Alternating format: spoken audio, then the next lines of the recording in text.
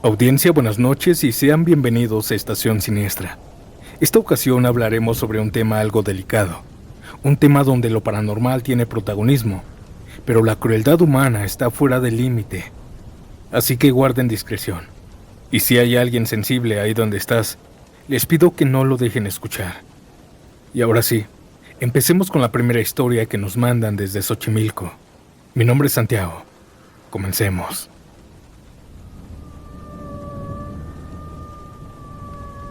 Nunca confíes en nadie, aun cuando tengas algunos motivos. Yo nunca lo entendí hasta que conocí a la familia que se mudó al frente de mi casa en Xochimilco. Yo vivía cerca de los canales, en un barrio tranquilo, todos los vecinos se conocían de años y nada cambiaba mucho, hasta que llegó esta familia. Era un matrimonio con 2 hijos, un chavo más chico que yo y una muchacha de mi edad. Desde el primer día se mostraron amables. Saludaban con una sonrisa, preguntaban cómo estabas. La señora era de las que te invitaban a pasar por un café o un plato de comida cuando apenas aún te conocían. Al principio era eso, un gesto de buena educación. Pero poco a poco me fui quedando más tiempo en su casa. Si me veían pasar de la universidad me detenían. Ven, ya está la comida. Me guardaban tortillas recién hechas, arroz, mole, lo que tuvieran. En las tardes sacaban las sillas a la banqueta y platicábamos de todo, del barrio, de la feria, de la escuela. El señor me trataba con bromas y palmadas en la espalda. La señora con cariño de madre, un cariño que tal vez me faltó. Los hijos me jalaban a jugar, a ver películas. Así duré meses. Yo ya los veía como mi segunda familia, pues en ese tiempo yo era foráneo y veía a mi familia muy poco. Sin embargo, ellos me invitaban a la feria de Xochimilco, a las fiestas patronales, a cumpleaños. Me daban regalos pequeños, me abrazaban en público. No había nada raro, todo lo contrario. Parecía la familia perfecta. Pero no era así. Una noche en medio de una cena, el señor cambió de tono. Me miró fijo y me dijo: "Nosotros no somos como los demás. Seguimos otra religión". La señora bajó la vista y me preguntó si quería acompañarlos a una reunión especial. Yo no entendía a qué se refería, pero acepté. Antes de salir me advirtió: "Pase lo que pase, no lo cuentes. Podría ser peligroso para todos, y también para ti". La primera reunión fue en una casa, junto a un canal apartado. Ahí habían varias familias vestidas de blanco, en silencio. Al adentrarnos a la casa habían velas encendidas y animales amarrados sobre una mesa. Eran gallos y cabras. Primero nos dieron la bienvenida. Apagaron la luz y solo se quedó la luz tenue de las velas. Comenzaron a rezar. Comenzaron a decir unas plegarias que no sé de qué santo eran. Pero mientras hacían eso, aquellas personas elegantes degollaron a los animales y comenzaron a recoger la sangre en recipientes. Al ver esto yo estaba paralizado. Pensé que era una fiesta, pero no. Lo peor fue cuando el líder, un hombre mayor, se tensó. Pasó al frente y bebió un poco de ese líquido. Al instante su voz cambió de golpe. Fue profunda, como si no fuera suya. También sus facciones se deformaron. La piel se comenzó a ver envejecida. La gente cayó de rodillas llorando, adorándolo. Y después, como si nada, volvió a la normalidad. Yo regresé esa noche a mi casa con el estómago revuelto. Al día siguiente los vi en la calle, sonrientes, amables, como siempre. Pero ya no los vi igual. Ese día aprendí a sonreír con miedo. Pasaron semanas y me invitaron de nuevo. Acepté por no quedar mal, pues ellos, fuera de esas cosas raras, eran muy amables conmigo. En esa segunda reunión fui de blanco. Me entregaron una vela y me pusieron en medio de un círculo horrendo. Era un círculo con polvos, con velas, y cada vela lo separaba una cabeza de un animal. En la mayoría eran gatos negros. Pasaron en medio donde yo estaba un chivo, y ahí enfrente de mí lo sacrificaron, para después comenzar a rezar nuevamente aquellas plegarias. Yo estaba asustado. No sabía qué hacer, solo actué como si también estuviera feliz y no espantado. El líder se acercó a mí y me habló con esa voz grave, que parecía venir de otra garganta. Agarró una copa grande y me la vertió en el cabello. Sentí que aquel líquido que había salido de aquel animal bajaba frío por el cuerpo. Cuando todo terminó, la familia me abrazó como si nada. «Ya eres de los nuestros», me dijo el papá. Yo sonreí por fuera, pero por dentro estaba aterrorizado. No sabía qué hacer. La tercera vez que acepté fue en una bodega más grande. Habían decenas de familias, niños, ancianos, todos repitiendo los rezos sin dudar. Algunas lloraban, otras reían, otros parecían desmayarse. Aquel líder habló casi una hora en esa voz gutural. Nadie se sorprendía. Era normal para ellos. Pero yo solo fingía, moviendo los labios. Esa noche volví a casa sintiendo que los ojos de todos me seguían. Y al día siguiente, cuando la señora me llevó un plato de comida, me lo comí en silencio, evitando mirarla a los ojos. La última reunión fue peor. Yo les dije que no quería ir, pero ellos insistieron, y me decían que si no iba, me iba a pasar algo malo. Esa ocasión me dieron un cuchillo, y me dijeron que tenía que demostrar lealtad. Me negué. El padre sonrió, pero me dijo al oído: «Si no lo haces, te arrepentirás después». Aquel ritual comenzó. Degollaron animales y también yo lo hice. La sangre corría, pero esta vez no solo cambió el líder. Varias personas empezaron a hablar con esa misma voz grave. Aun cuando eran mujeres, hablaban de esa manera, o niños. Sus rostros se deformaron. Tenían arrugas profundas, ojos vidriosos, boca torcida. Era una posesión colectiva. Yo quería salir corriendo porque gritaban. Fue entonces que uno de los hijos, parado junto a mí, me susurró: «No tengas miedo. Ellos son las deidades a quienes adoramos». Esta frase me heló la sangre. Esa noche al volver no dormí. Y al día siguiente, cuando crucé la calle y los vi en la banqueta sonriendo como siempre, sentí un terror que nunca había sentido. Ya no eran una familia amable. Eran una amenaza y yo lo sabía. Fue por eso que decidí irme a otro lugar, uno retirado, sin llevarme nada de la casa. Decían los vecinos a los cuales les di mi número que aquellas personas preguntaban por mí. Lo bueno fue que nunca me encontraron. Hoy entiendo que no debes tener tanta confianza a una persona que ni siquiera conoces. En Xochimilco aprendí que el verdadero miedo no está en los muertos ni en las leyendas. Está en la gente viva, la que sonríe, la que te abraza, la que te invita a comer. Mientras me envolvían poco a poco, para meterme a una secta, como me pasó a mí. Antes de pasar a la siguiente historia, déjame saber en qué horario estás sintonizando Estación Siniestra. Ahora sí, ya no los interrumpo más, y acompáñenme en este relato oscuro que, aunque un poco extenso, vale muchísimo la pena escuchar hasta el final. Continuemos.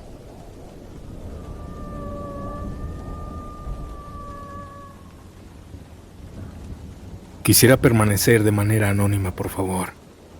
Soy miembro de una iglesia cristiana de Guadalajara. Desde que recuerdo, mi familia ha sido muy activa en la comunidad religiosa, así que siguiendo el ejemplo de mis hermanos mayores me uní a la pastoral juvenil. Era dirigida por el hijo del pastor, quien llamaré Josué. Josué en esa época estaba comprometido con mi mejor amiga, a quien llamaré Betsy. Entre las labores que realiza la pastoral juvenil es la organización de un comedor comunitario para personas sin hogar.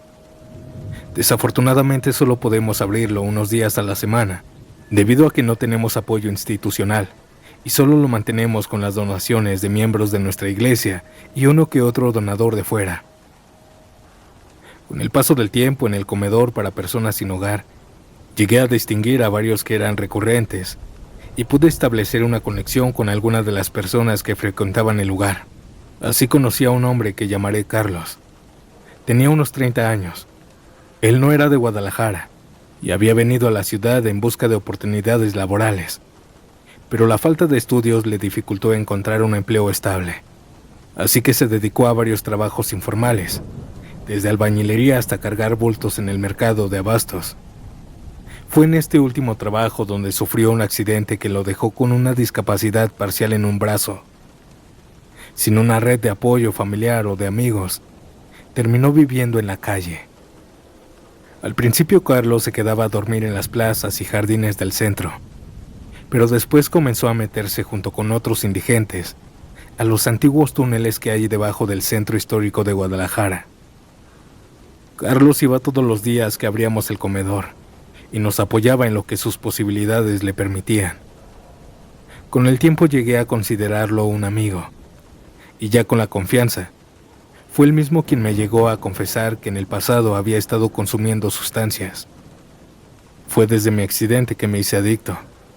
Era para calmar el dolor. Pero ahora ya no uso nada. Solo soy adicto al cigarro. Me dijo esto mientras me mostraba una bolsita con colillas de cigarro. Me comentó también que recogía las colillas que la gente tiraba en la calle y las guardaba para fumarlas después. En una ocasión, mientras Betsy y yo terminábamos de preparar la comida, escuché a Carlos decirle al pastor que había gente que bajaba a los túneles a hacerles daño a los indigentes. El pastor lo escuchaba con atención y le prometió que buscaría la manera de hacer algo. Pasó así un tiempo, y un día Carlos no asistió al comedor. Su ausencia se hizo notar, no solo entre los demás indigentes, sino también entre nosotros, los miembros de la pastoral juvenil, ya que Carlos siempre se acomedía a ayudarnos en lo que le permitía su discapacidad. Así que le pregunté a un señor mayor que también asistía al comedor y a quien había visto platicar seguido con Carlos. Le dije que si no sabía dónde estaba o qué había pasado con él, pero su respuesta me dejó con más dudas. Lo agarraron los padres, me respondió. ¿Sus padres? ¿Carlos tiene familia aquí en Guadalajara?, le pregunté. No, fueron los padres malos que se meten a los túneles para llevarse a la gente. Él dijo esto con una expresión de angustia. Mientras platicaba con él, noté que Josué lo miraba feo. Por eso el señor, al notarlo, se retiró.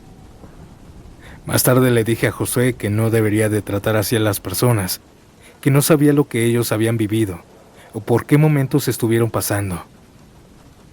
Pero él solo se limitó a decirme que no creyera en lo que decían los indigentes, ya que solo eran historias inventadas, o peor aún, podrían ser alucinaciones por el uso de sustancias. Betsy estuvo de acuerdo con lo que su prometido dijo, así que no quise seguir tocando el tema. Pero la respuesta del señor se me quedó resonando en la mente, y durante días me pregunté en silencio, que si no eran los padres biológicos de Carlos, ¿a qué tipo de padre se refería? Solo hay un grupo al que se le llama así, a los sacerdotes católicos. Tal vez esos padres se llevaban a los indigentes a algún albergue dirigido por la Iglesia Católica. Pero si fuera así, ¿por qué dijo que eran malos? Si eran solo otras personas intentando ayudar a las personas en situación de calle. Pasaron unos días y por fin Carlos regresó al comedor. Tenía mal aspecto y se notaba preocupado. Después de comer me acerqué a hablar con él, y entonces me platicó lo que había pasado y por qué se había ausentado tantos días. Me dijo que entre las ruinas de las casonas antiguas hay entradas en los túneles donde vive mucha gente en persona de calle. En estos túneles es posible encontrar incluso niños. Como si eso no fuera suficientemente preocupante, además del peligro que representa vivir en esta situación, hay un peligro más. Dijo que algunas noches los túneles son recorridos por un grupo de personas vestidas con túnicas, con un símbolo o una marca grabada en el pecho, y cubiertos de la cara con máscaras. Ellos son los padres a los que se refieren los indigentes. Según dijo, se llevan a la gente a la fuerza y nadie sabe qué hacen con ellos. Luego, durante un tiempo, no me supo decir si semanas o meses, aquellos padres bajan de nuevo a llevarse más gente. La semana pasada volvieron los padres. Esta vez Carlos estaba acompañado de una chica que conoció y le había hecho compañía los últimos días. Ambos dormían dentro del túnel a donde habían ido a buscar refugio del frío y de la lluvia que caía esa noche. Pero se despertaron cuando escucharon voces y vieron las luces de las linternas acercarse a ellos. Al ver eso, se levantaron y comenzaron a correr a tientas entre la oscuridad. Carlos buscó rápidamente el encendedor que siempre llevaba. Así, con la tenue luz del encendedor, recorrieron los túneles, adentrándose cada vez más en las entrañas de la ciudad. Después de un largo recorrido, llegaron a un túnel más grande, por donde corría agua. Así que decidieron seguir la corriente para ver a dónde desembocaba. Tal vez los llevaría a un lugar fuera del túnel. No sabe cuánto tiempo caminaron entre el agua, ya que les llegaba encima de las rodillas. Llegaron a un lugar donde el túnel se dividía en dos. El otro túnel estaba seco, así que se fueron por ahí. Caminaron un rato hasta llegar al final, donde encontraron una escalera de piedra que iba a la superficie. Así que subieron por ahí. Pero la entrada estaba cerrada por una pesada lámina de metal. Carlos, como pudo, movió la lámina lo suficiente para que la chica saliera, y luego ella misma lo ayudara a moverla para que Carlos saliera también. El lugar al que salieron era el patio de una vieja casa en ruinas, de la que aún se mantenía en pie la parte delantera. Para ese momento la lluvia había dejado de caer, pero eso no impedía que el frío calara hasta los huesos. Así que Carlos buscó la manera de poder entrar a la parte frontal de la casa, pero había una gruesa puerta de madera. Justo cuando estaba a punto de intentar abrirla, escucharon que de adentro de la casa se escucharon voces. Eran varias personas, como si estuvieran en una reunión. La chica iba a gritarles para que les abrieran, pero Carlos se lo impidió. Y eso fue una buena decisión, ya que lo que siguió los dejó paralizados del miedo. De adentro se empezaron a escuchar cantos. Eran cantos como de misa, me dijo Carlos. ¿Cantos como gregorianos?, le pregunté. Creo que así le dicen, respondió. Entonces Carlos continuó. Se escucharon gritos de gente que estaba siendo maltratada mientras los cantos iban aumentando de volumen e intensidad. Y después un silencio absoluto. Fue roto por la voz gruesa y cavernosa de un hombre que parecía que retumbaba. Pero lo que decía era incomprensible porque hablaba en un idioma extraño. Después de un rato de hablar, todo volvió a estar en silencio. Lo siguiente que me contó, no voy a ahondar en detalles, pero al parecer fue una orgía que duró hasta entrada la madrugada. Mientras tanto, en el patio, Carlos y la chica encontraron refugio entre los muros de una de las habitaciones destruidas. Se mantuvieron abrazados para soportar el frío, porque no querían volver a los túneles por miedo a ser encontrados por los padres. Antes del amanecer, escucharon cómo la puerta de madera se abrió. Y desde su escondite vieron cómo del interior de la casa salían varios hombres cargando bolsas negras. Los hombres se dirigieron hasta la entrada del túnel y se metieron en él. Después de media hora o un poco más regresaron con las manos vacías. Ahí fue cuando Carlos y la chica pudieron distinguir lo que vestían esos hombres y se quedaron paralizados del miedo al ver que esos hombres llevaban las túnicas que usan los padres. Luego de cerrar la entrada al túnel, se metieron a la casa. Fue entonces cuando Carlos pudo ver más detenidamente la puerta. En ella estaba grabada el símbolo que antes había visto en las túnicas de los padres. Carlos y la chica, sin saberlo, se habían ido a meter a la cueva del lobo. La puerta se cerró y ahora no sabían cómo salir de ese lugar. Después de un rato, cuando ya no escucharon ruidos, decidieron arriesgarse a regresar a los túneles. Cuando llegaron de nuevo al túnel donde corría el agua, vieron que ahí estaba en medio, sumergida, una de las bolsas que aquellos hombres habían bajado. Tal vez era demasiado pesada para que la corriente la arrastrara. Ninguno de los dos se atrevió a ver qué había dentro de esa bolsa, tal vez porque no querían confirmar lo que ya intuían que contenía. Deambularon un rato buscando una salida y a veces les pareció escuchar pasos a sus espaldas, mismos que se detenían cuando ellos lo hacían. Cuando por fin lograron salir de los túneles, decidieron alejarse del centro de la ciudad por unos días. Luego cada uno siguió rumbos distintos, y Carlos regresó al comedor días después. El relato de Carlos me pareció escalofriante y a la vez increíble. Intenté convencerlo de ir a las autoridades, pero él se negó. Dijo que antes alguien más había ido, pero fueron ignorados. Entonces recorrí al pastor de mi iglesia para que pidiera a las autoridades que interviniera. Pero su respuesta fue negativa. Al igual que Josué, su hijo, él creía que eran fantasías. Semanas después, la vida volvió a la normalidad. Y Carlos, como siempre, llegaba al comedor a ayudar a acomodar las mesas y las sillas. Ese día era especial, porque recibiríamos la visita de una asociación filantrópica que desde hace años apoyaba con donaciones a la iglesia para mantener el comedor. Mientras el pastor hablaba con ellos, noté que Carlos se quedaba mirando petrificado a uno de aquellos filántropos. Al ver esto, me acerqué a Carlos y le pregunté qué era lo que pasaba.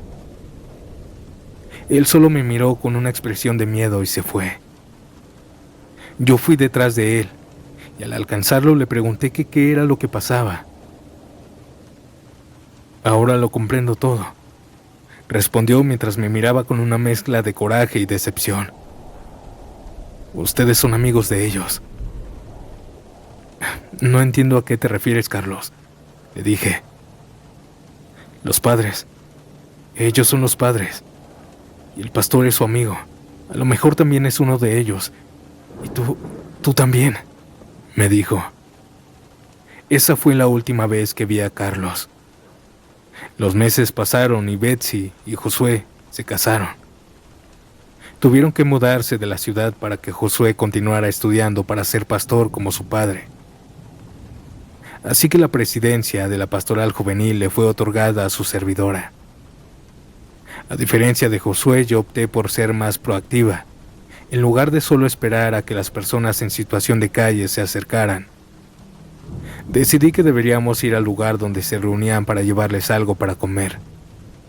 Cada semana íbamos a un lugar distinto, tanto en el centro como a las colonias pobres de la ciudad.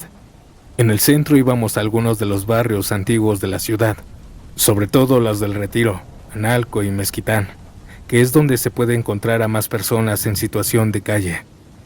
Y honestamente, guardaba la esperanza de reencontrarme con Carlos, a quien consideraba un amigo cercano. Quería aclarar las cosas, decirle que todo era una confusión, que nuestra iglesia no tenía nada que ver con los hombres a los que llamaban los padres. Así que en cada lugar que visitábamos, preguntaba si alguien lo conocía, pero nadie parecía tener noticias de él. Quisiera que este relato tuviera un final feliz, o por lo menos un cierre. Pero no es así, ya que aún se escuchan en el comedor los relatos de esos padres, que provocan tanto miedo entre los indigentes. Gracias por leerme.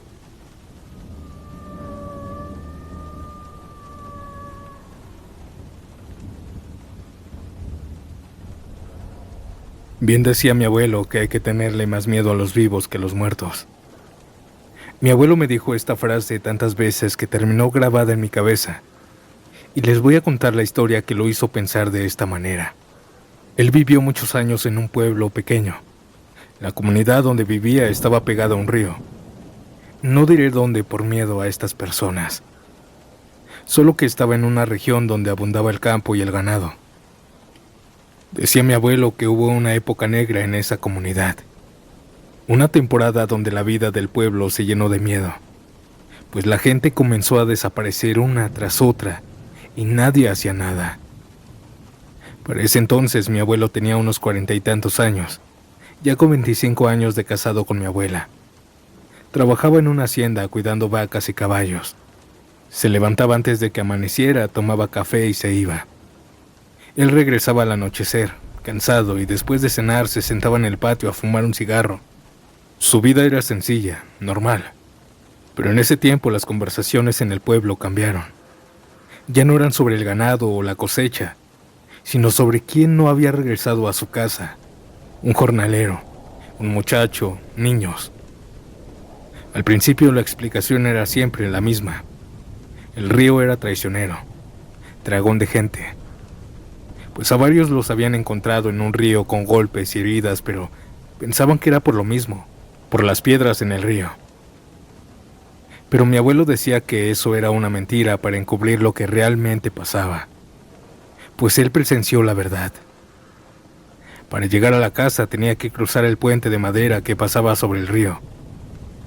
Una ocasión que salió tarde por ahí de la medianoche, desde lejos vio luces en la orilla y escuchó voces. Se escondió entre la maleza y observó. En la orilla del río, habían unas 10 personas vestidas con túnicas oscuras, todas encapuchadas, y en medio tenían a un hombre arrodillado, amarrado de pies y manos. Lo obligaban a mirar hacia el agua. Uno de ellos levantó un símbolo hecho con ramas y los demás comenzaron a corear algo que mi abuelo nunca pudo repetir, porque decía que no eran palabras normales. Eran como sonidos extraños, casi como gruñidos. Lo más espantoso fue cuando sacaron un costal lleno de piedras y se lo amarraron al cuello al pobre hombre. Mi abuelo juraba que el sujeto gritaba, pedía ayuda, pero nadie lo escuchaba más que él. Él quería hacer algo, pero sería inútil, así que solo se quedó mirando con impotencia. Aquellas personas lo arrastraron hacia la orilla y entre 4 lo empujaron al agua. El río se lo tragó en segundos. Solo se escuchó un chapoteo y luego silencio. Mi abuelo se quedó helado. No podía moverse, ni siquiera gritar, porque temía que lo descubrieran. Aquellas figuras se quedaron un rato mirando el agua, como esperando algo. Después recogieron las velas que habían puesto en el suelo y se marcharon en fila hacia el monte. Las desapariciones en el pueblo siguieron. Un vecino que volvía de una feria nunca llegó. Una mujer mayor salió a lavar al río una madrugada y desapareció.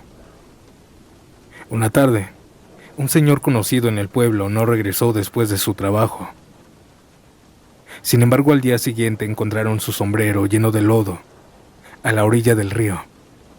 Nadie buscaba, nadie denunciaba. El silencio era parte de la vida. Pero el suceso más fuerte fue el de don Matías, vecino de confianza de mi abuelo. Un día salió a su milpa al campo y no volvió. Todos lo daban por muerto. Pero 4 días después apareció caminando tambaleante a su casa, con la ropa rota y los ojos hundidos de miedo. Él reunió a los vecinos y contó lo que pasó. Contaba que lo habían interceptado hombres encapuchados. Lo amarraron, lo golpearon y lo llevaron a un cuarto de madera, a una cabaña, en medio del monte. Cuando despertó esa madrugada, estaba en el suelo, junto a más personas, mujeres, hombres, ancianos y hasta 2 niños. La mayoría estaba sedada, respirando apenas. El cuarto olía a humedad y a sangre seca. Apenas entraba luz por la ventana, y desde ahí se podía ver a un guardia sentado en una silla durmiendo, con un machete en las piernas. Matías, con un clavo en la pared, frotó la soga hasta romperlas. Se desató con calma y empezó a liberar a otros. Algunos estaban tan débiles que no se movieron. Otros lloraban, pero despacio. Al final solo 3 pudieron ponerse de pie.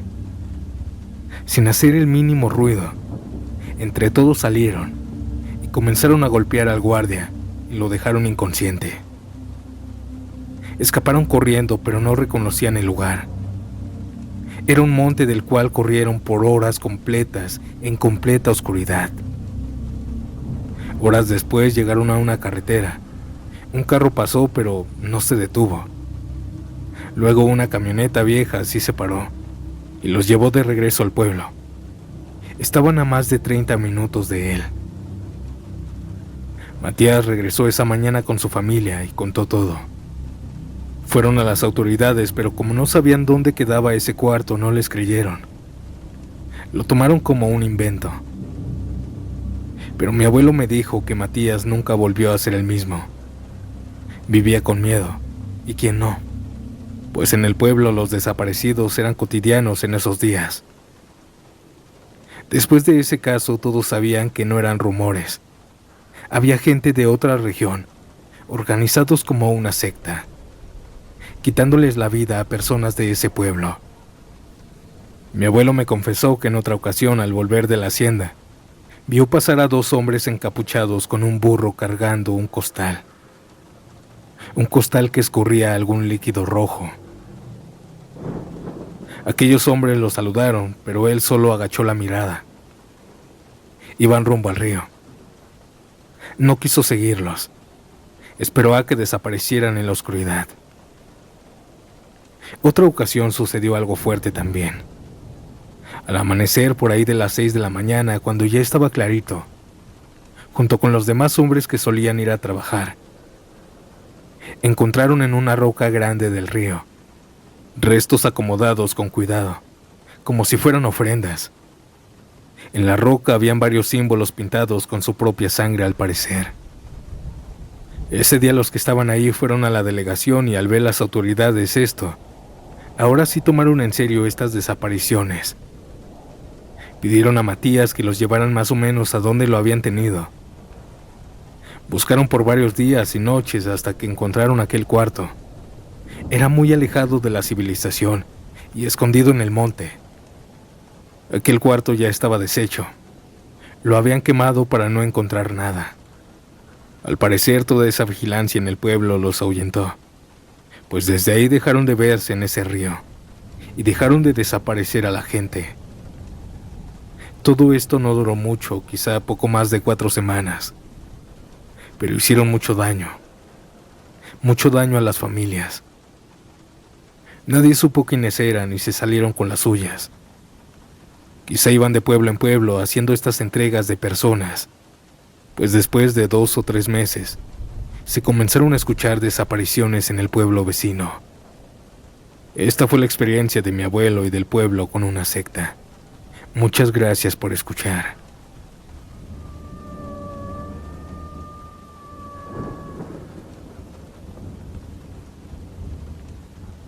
Audiencia, ¿qué les pareció este episodio?